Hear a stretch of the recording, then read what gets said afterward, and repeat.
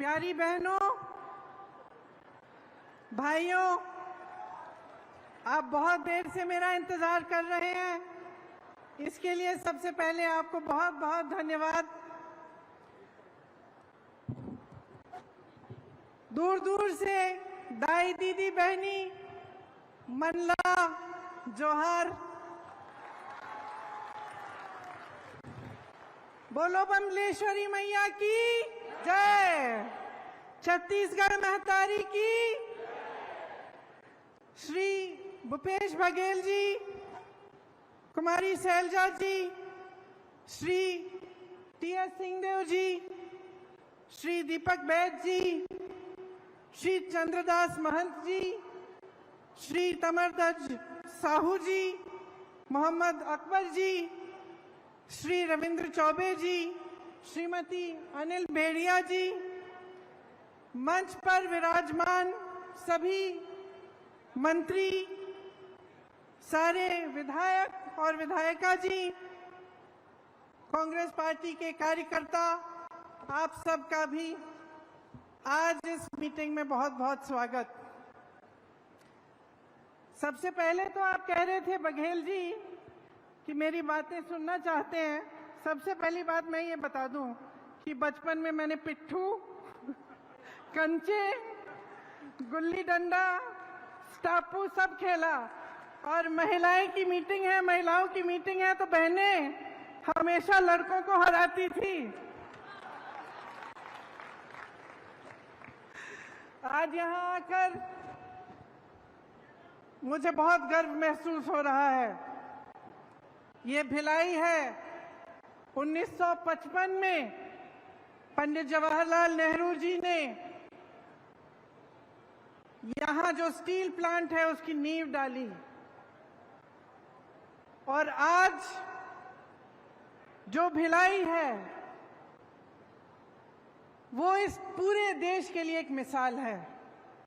यहाँ पूरे देश भर से लोग आते हैं काम के लिए, एक साथ एकजुट होकर आप सब रहते हैं, और एक तरह से जो आधुनिक भारत है उसकी नींव यहीं पे डली। ये आपकी मेहनत, आपका जज्बा और आपकी पहचान का मिसाल है।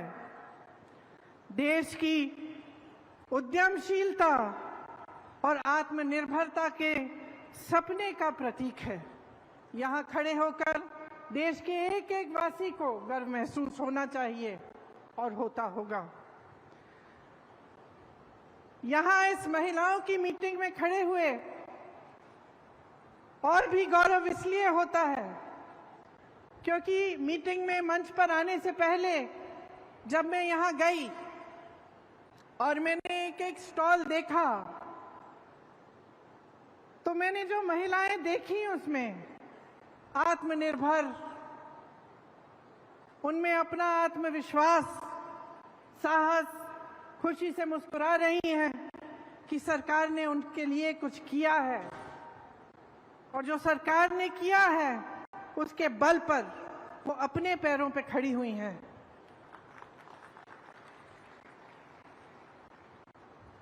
कई बहनों से मैंने पूछा कि इससे पहले क्या करती थी, तो कहा ये पहली बार हम रोजगार कर रहे हैं, पहली बार हम काम कर रहे हैं। मैंने कहा खुश हो? सबने कहा दीदी बहुत खुश हैं, हम अपने पैरों पर खड़े हो पा रहे हैं। एक नौजवान डॉक्टर हैं, गांव-गांव जाती हैं, दवाइयों का वितरण करती हैं।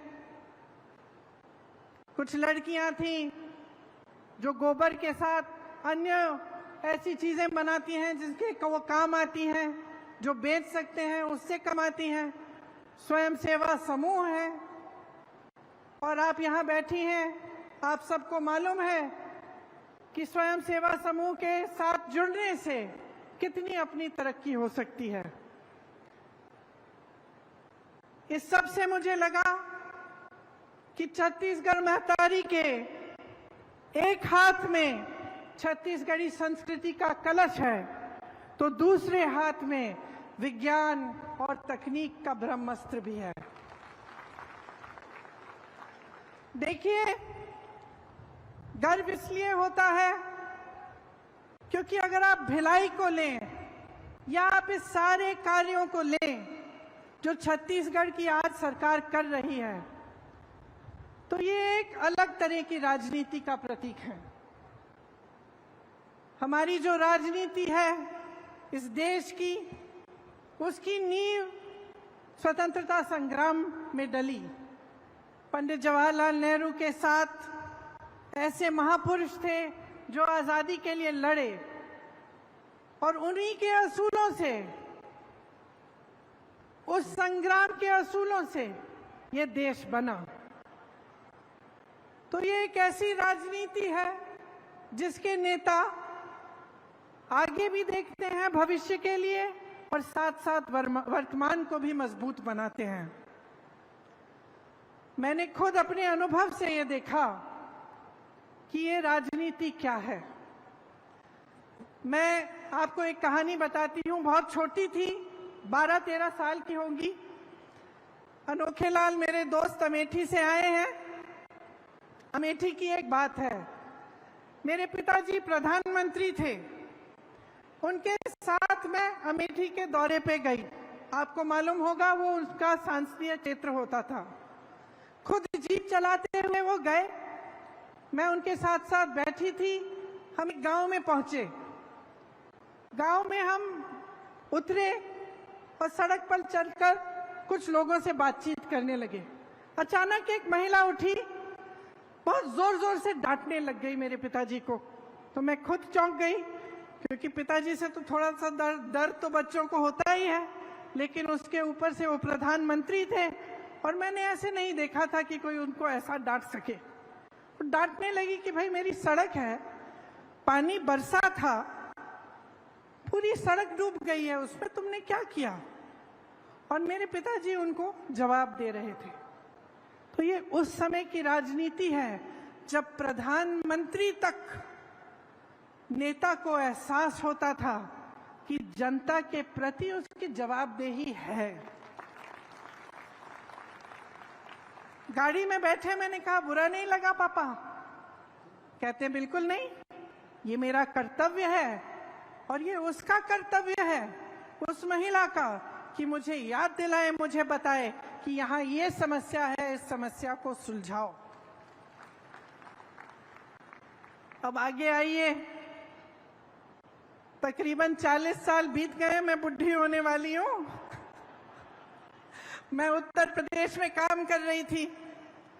एक मोहल्ले के अंदर चली गई, एक महिला मिली, चूल्हे पे खाना पका रही थी। मैंने पूछा गैस सिलेंडर है? कहा है दीदी, खाली पड़ा है। मैंने कहा भर सकती हो? कहती नहीं भर सकती, पैसे नहीं है। मैंने कहा घर पे काम कौन करता है? उसने कहा कोई नहीं करता, रोजगार नहीं मिलते आजकल। मैंने कहा कमाती कैसी हो, कैसे हो? तो उसने कहा थोड़ी बहुत कांच की चूड़ियां थी, उनको वो जोड़ जोड़ के वो कमा लेती थी थोड़ा बहुत। तो मैंने कहा भाई मोहल्ले की क्या परिस्थितियां हैं? उसने कहा दीदी बिजली के खंभे हैं, बिजली नहीं आती, पानी की टूटी है, पानी नहीं आता, सड़क तो आपने देखी होगी खराब पड़ी हुई है। तो मैंने कहा वोट किसको दोगी? इसी विधायक को दोगी? क्या कहा उसने? मैं इसी को दूंगी। मैंने कहा अरे वाह, अभी तो तुम कह रही थी कि पानी नहीं है, बिजली नहीं है, सड़क नहीं है, रोजगार नहीं है, कमा नहीं पा रही हो, तो इसको क्यों वोट दोगी? इसने क्या किया है तुम्हारे लिए? तो वो धर्म की बातें करने लग गई, जाति की बात करने लग गई। तो तब की राजनीति और आज की राजनीति में बहुत फर्क है। और फर्क क्या आया है? जनता जागरूक तब भी थी, जनता जागरूक अब भी है, लेकिन अब जनता के जज्बातों का इस्तेमाल हो रहा है। धर्म की बातें होती हैं, जाति की बातें होती हैं, और इसमें इनका राजनीतिक इस्तेमाल होता है। और इनका राजनीतिक इस्तेमाल इसलिए होता है क्योंकि जब आपका ध्यान उस तरफ होता है जहां आपके जज्बात है, आपका धर्म है, आपकी जाति की बात है, तो आप नहीं पूछेंगे कि मेरी सड़क तुमने ठीक क्यों नहीं की। तो आप नहीं पूछेंगे कि मेरे लिए पानी क्यों नहीं आ रहा है, मेरी यहाँ टूटी में पानी क्यों नहीं आ रहा है। तो आप नहीं पूछेंगे कि मेरे पति के लिए, मेरे लिए आपने रोजगार क्यों नहीं दिलवाया। और ये एक साजिश है, एक बहुत बड़ी राजनीतिक साजिश है, जिससे आप सबका ध्यान भटकाया जाएगा ताकि आप सही सवाल नहीं उठा पाएंगे। आज की राजनीति, अफसोस की बात है, लेकिन यही राजनीति चल रही है। आपने देखा होगा केंद्र सरकार को, प्रधानमंत्री श्री नरेंद्र मोदी जी को हाल ही में उन्होंने G20 कराया। कोई नहीं कहता कि ये बुरी चीज है, अच्छा है, देश का मान सम्मान बढ़ता है, अच्छा है। 27,000 करोड़ रुपए इन्होंने खर्चे यशोभूमि को बनाने में, 20,000 करोड़ रुपए इन्होंने खर्चे नए संसद भवन को बनाने में। 8,000 रुपए के ये हवाई जहाजों में उड़ के जाते हैं सिर्फ उनके लिए। 2 हवाई जहाज खरीदे हैं 8-8 हजार करोड़ रुपए के। लेकिन ये आपको ये जवाब नहीं दे पाते कि आपकी सड़कें टूटी क्यों हैं। ये आपको ये जवाब नहीं दे पाते कि आपके घर में रोजगार क्यों नहीं आ रहा है। ये आपको ये जवाब नहीं दे पाते कि महंगाई इतनी क्यों बढ़ गई है कि आपकी कमर तोड़ी जा रही है, कि इस देश का किसान आज 27 रुपए प्रतिदिन कमा रहा है। ये जवाब नहीं दे सकते कि जब इस देश का किसान 27 रुपए प्रतिदिन कमा रहा है तो उनके बड़े बड़े उद्योगपति दोस्त एक दिन में 1600 करोड़ रुपए कैसे कमा रहे हैं। देश का मान सम्मान बढ़ता है, ये हर देशवासी के लिए अच्छी चीज है, सबको गर्व होता है। लेकिन इसका मतलब नहीं कि इस देश के गरीब, इस देश के मिडिल क्लास को भूल जाएं और ये भूल जाएं कि सत्ता उन्हें किसने दी और उनको कैसे मिली। आज छत्तीसगढ़ में एक ऐसी प्रदेश की सरकार है जो पुरानी वाली राजनीति के असूलों पर चल रही है। केंद्र की सरकार ने गरीबों और मिडिल क्लास से छीना है और छीन के अपने बड़े बड़े उद्योगपति मित्रों को सींचा है। छत्तीसगढ़ की इस प्रदेश सरकार ने एक एक पैसा आपके जेब में वापस डाला है।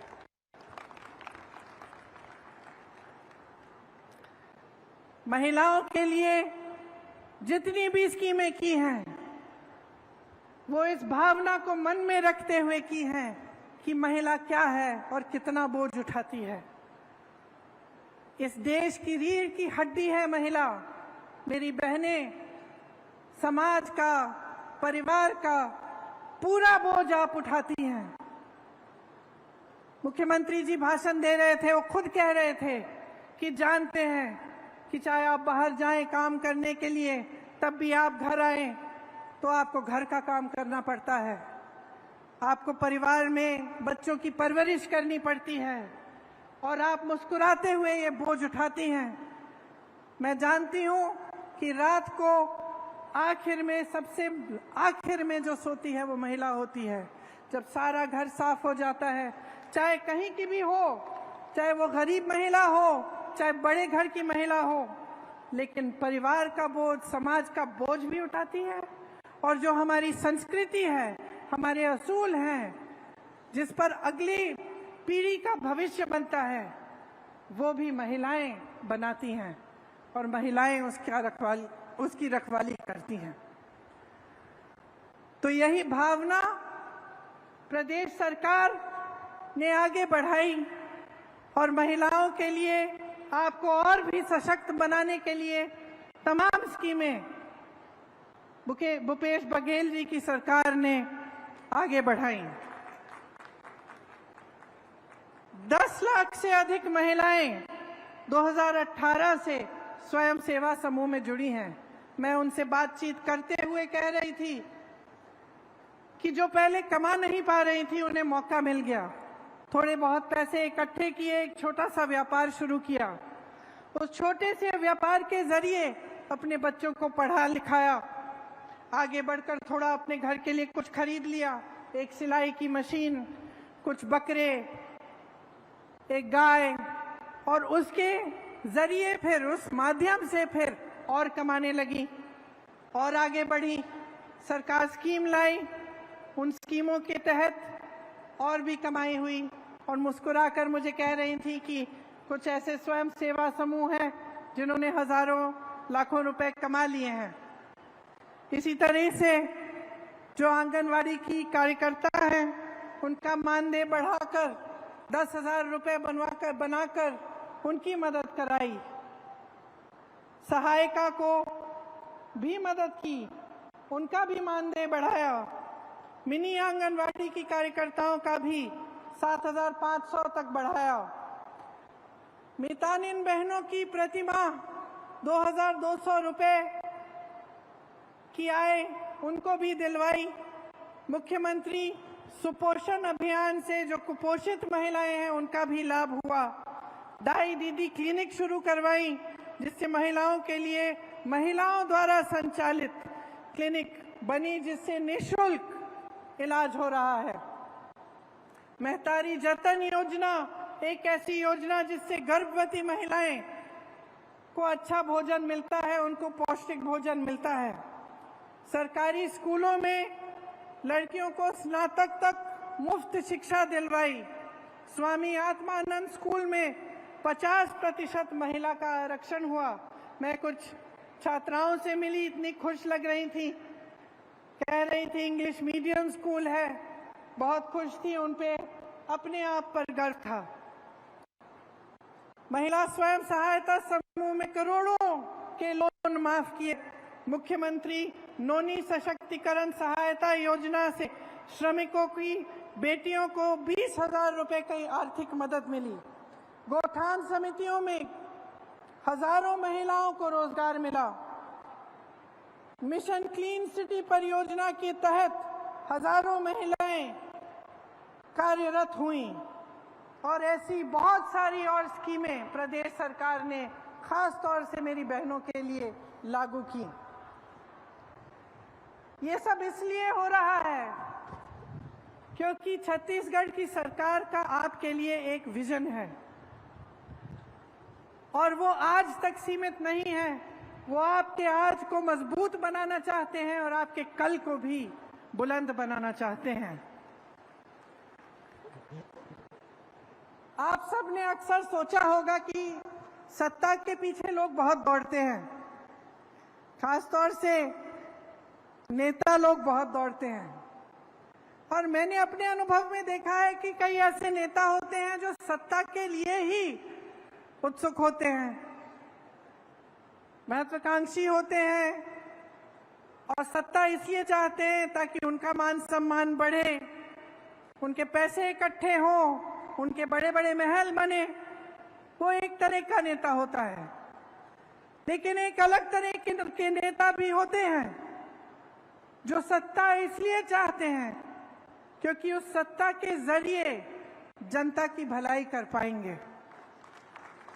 और मैं गर्व से कहती हूं कि आज छत्तीसगढ़ में जो कांग्रेस पार्टी का नेतृत्व है वह इसी तरह का है कि सत्ता इसलिए इस्तेमाल करते हैं इस तरह से कि आप सबकी भलाई हो। जैसे मैंने कहा कि जो आपकी संपत्ति है, इस देश की संपत्ति है, इस प्रदेश की संपत्ति है, वो आपके काम आई। आपने देखा होगा कि केंद्र सरकार सहायता नहीं करती प्रदेश की सरकार की, और केंद्र सरकार की जो नीतियां हैं उनके तहत जितनी भी देश की संपत्ति थी, चाहे बड़े बड़े पीएसयू थे, चाहे बंदरगाह थे, चाहे एयरपोर्ट थे, सब बड़े बड़े उद्योगपतियों को दिए गए। ये आपकी संपत्ति थी, आज आपकी नहीं रही। ऐसी सरकार केंद्र में है तो एक तरह से आपका ये सौभाग्य है कि प्रदेश में जो सरकार है वो आपके हित की रक्षा करती है, और जो देश की केंद्र की सरकार है उनकी जो तमाम ऐसी नीतियां हैं जिससे जनता का नुकसान हो रहा है, उससे आपको बचा कर रखती है। जितनी महंगाई आज बढ़ गई है केंद्र की सरकार की नीतियों की वजह से, उससे कुछ हद तक छत्तीसगढ़ की जनता, छत्तीसगढ़ का किसान, नौजवान बच रहा है। आजकल महंगाई इतनी बढ़ गई है कि मेरी बहनों, मैं जानती हूँ आप पर बोझ बहुत ज़्यादा भारी हो गया है। जब घर पे कोई बीमार पड़ता है, कोई आपत्ति आती है, तो बहुत घबराहट होती है कि किस तरह से हम संभालेंगे। आप बाहर जाते हैं कुछ खरीदने के लिए, खाना बनाने के लिए, तो लगता है कि आधी चीज़ें खरीदने के बगैर वापस आ जाएंगी, क्योंकि महंगाई इतनी बढ़ चुकी है। गैस की सिलेंडर की बात की मैंने, तेल की बात की, ये सब देश में इन सब की कीमत इतनी बढ़ चुकी है कि गरीब और मिडिल क्लास के लोग पिस रहे हैं इस महंगाई में। लेकिन इस बीच छत्तीसगढ़ की सरकार जो है, उसने आपकी राहत के लिए और आपकी मदद के लिए बहुत कार्य किए हैं। आज छत्तीसगढ़ का किसान खुश है। खेती उसके लिए एक लाभ का जरिया बन गया है। शायद आपको मालूम नहीं होगा, लेकिन सिर्फ छत्तीसगढ़ में ही, पूरे देश भर में सिर्फ छत्तीसगढ़ में खेती करने वाले लोग बढ़ रहे हैं। बाकी सब जगह किसान त्रस्त है, परेशान है। महंगाई की वजह से, डीजल के दाम की वजह से, खाद यूरिया के दाम बढ़ने की वजह से बहुत कम कमा पा रहा है। यहाँ राजीव गांधी किसान न्याय योजना के तहत देश में सबसे ज्यादा धान की कीमत छत्तीसगढ़ में ही मिल रही है। गन्ना, मक्का, कोदो, कुटकी, रागी, दलहन, तिलहन, इनके किसानों को अतिरिक्त लाभ भी हो रहा है। मिलेट, जिसके बारे में किसी ने पहले सुना ही नहीं होगा, आज उसका कितना लाभ आप सबको मिल रहा है। आज छत्तीसगढ़ का नाम देश भर में जाना जाता है और आपके प्रदेश का सम्मान हर रोज बढ़ते चले जा रहा है। मैंने सुना कि प्रधानमंत्री मोदी जी यहाँ आकर धान खरीदी का श्रेय लेते हैं। मैं उत्तर प्रदेश से आती हूँ। मैं पूछना चाहती हूँ कि अगर मोदी जी की सरकार ही छत्तीसगढ़ का धान खरीद रही है, तो उत्तर प्रदेश के किसान अपना धान 1200 या 1400 रुपए में क्यों बेच रहे हैं? वहां तो इन्हीं की सरकार है। आवारा पशु की इतनी बड़ी समस्या पूरे उत्तर भारत में है। जहां जहां हम जाते हैं लोग त्रस्त हैं, परेशान हैं। आवारा पशु रात को खेती खा रहा है। पूरी रात महिलाओं को खेती में बैठना पड़ता है अपनी खेती की रखवाली करने के लिए। यहाँ जो गोठान की स्कीम है, उसके जरिए ये समस्या ही दूर हो चुकी है। इसका मिसाल हर चुनाव में हम हर प्रदेश में देते हैं। उत्तर भारत में, उत्तर प्रदेश में मैंने गांव-गांव में कहा कि छत्तीसगढ़ का मिसाल देखिए, ये समस्या हल हो सकती है। छत्तीसगढ़ में हल की गई है। सरकार बनने पर 24 घंटों के अंदर अंदर ही छत्तीसगढ़ के किसानों का कर्ज माफ होना शुरू हुआ। भूमिहीन कृषि मजदूरों को सालाना 7,000 रुपए की अधिक सहायता मिल रही है। 91 लाख एकड़ वन भूमि पर 5 लाख से अधिक पट्टे दिए गए हैं। बस्तर में आदिवासियों की 4,200 एकड़ कृषि भूमि वापस की गई है। इसी तरह से लाखों बीपीएल परिवारों का 5 लाख तक निःशुल्क इलाज हुआ है। तेंदुपत्ता संग्रह का मेहनताना बढ़ाकर 4,000 रुपए कर दिया गया है। कमजोर वर्ग के 2.5 लाख से ज्यादा बच्चों को आधुनिक स्कूलों में शिक्षा मिल रही है। देखिए, ये प्रदेश, ये देश, ये आपकी संपत्ति है। आज जिन समस्याओं से आप जूझ रहे हैं, उनमें साफ है कि केंद्र सरकार की जो नीतियां हैं, उनकी वजह से महंगाई, बेरोजगारी बढ़ रही है। प्रदेश सरकार पूरी तरह से कोशिश करती है कि इन समस्याओं से आपको बचाए और आपकी सहायता करे। चुनाव आने वाला है। चुनाव के समय सब नेता आपके सामने आकर वोट मांगते हैं। मैं सिर्फ आपसे आपकी जागरूकता मांग रही हूं। जागरूक बनो। जो कहानी मैंने आपको बताई कि एक गांव की महिला ने प्रधानमंत्री से पूछा कि तुमने मेरी सड़क ठीक क्यों नहीं की, उस तरह से आप भी बनो। जागरूक बनो और देखो कि पिछले 5 सालों में इस प्रदेश सरकार ने आपके लिए क्या नहीं किया, कितने कैसे कार्य किए हैं जिससे आप आगे बढ़ रहे हैं और आप विकसित हो रहे हैं। आपका नाम, आपके प्रदेश का नाम देश भर में, दुनिया भर में रोशन हो रहा है। और इस जागरूकता का इस्तेमाल अपनी ही भलाई के लिए करो।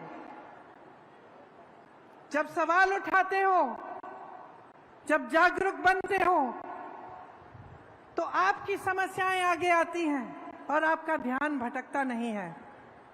जो ध्यान भटकाने वाली बातें हैं, जो नेता आपके सामने आकर आपके जज्बातों के आधार पर, धर्म के आधार पर, जाति के आधार पर, संप्रदाय के आधार पर आपसे वोट मांगते हैं, उनको अपनी सच्चाई दिखाओ, अपने अनुभव पर उतरो और उनसे पूछो कि हमारे लिए आपने क्या किया। और जब आप ये सवाल छत्तीसगढ़ की प्रदेश की सरकार से पूछेंगे, तो इसका जवाब आपको हर जगह मिलेगा। आपको उन महिलाओं से मिलेगा जो यहाँ पे स्टॉल्स में हैं, पाठशालाओं से मिलेगा, नौजवानों से मिलेगा और हर उस व्यक्ति से मिलेगा जिसके लिए इस प्रदेश की सरकार ने दिन रात एक करके काम किया है। इसीलिए यहाँ खड़े हुए मैं आपसे कहना चाहती हूँ कि आपकी जो महान संस्कृति है और हमारी राजनीति के जो पुराने असूल हैं, उनको याद करिए, उन्हें मत भूलिए। अपने प्रदेश के लिए, अपनी भलाई के लिए कांग्रेस पार्टी और भूपेश बघेल जी का समर्थन कीजिए, ताकि ये जो काम इन्होंने शुरू किया है, जिसका नतीजा अपने 5 सालों से अपने प्रदेश में देखा है, ये काम रुक ना पाए। आप ऐसी पार्टी वोट देंगे जो बार बार आपका ध्यान भटकाती है, तो सिर्फ इसी काम में वो मस्त रहेंगे, इसी में वो व्यस्त रहेंगे, लेकिन आपकी समस्याएं हल नहीं होंगी। आप सबको बहुत बहुत धन्यवाद। आपने बहुत ध्यान से मेरी बातें सुनी। इन्हें भूलिएगा मत और अपनी ही भलाई के लिए, अपने भविष्य को मजबूत बनाने के लिए अपना कीमती वोट दीजिए। बहुत बहुत धन्यवाद। जय हिंद। प्रियंका दीदी।